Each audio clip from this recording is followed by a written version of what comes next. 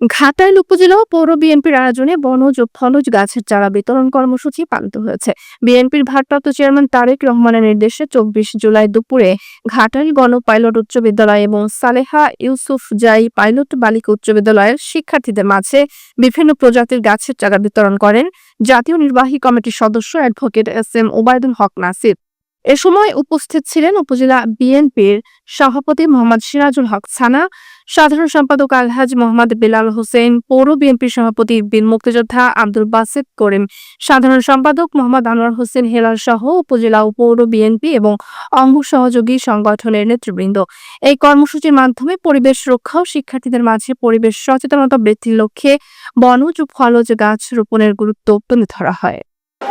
আমাদের সালেহা ইউসুফজাই উচ্চ বিদ্যালয়ে প্রত্যেক শিক্ষার্থীকে একটি করে চারা গাছ উপহার দিচ্ছেন।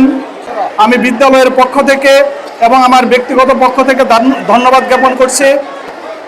এরকম মহৎ উদ্যোগ খুব কম সংখ্যক নিয়ে থাকেন, তার উত্তর সফলতা কামনা করছি।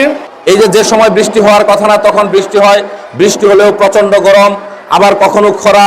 এর প্রধান কারণ হচ্ছে জলবায়ুর পরিবর্তন। আর তোমরা পড়াশোনা করো, তোমরা জানো যে একটি দেশে তার মূল ভূখণ্ডের কমপক্ষে 25 ভাগ বনভূমি থাকা দরকার, নাকি? তোমরা পড়াশোনা করছো না? 25 ভাগ থাকা দরকার। তো সেই বনভূমি ইতিমধ্যেই আমরাই বিভিন্নভাবে আমরা কেউ বাড়ি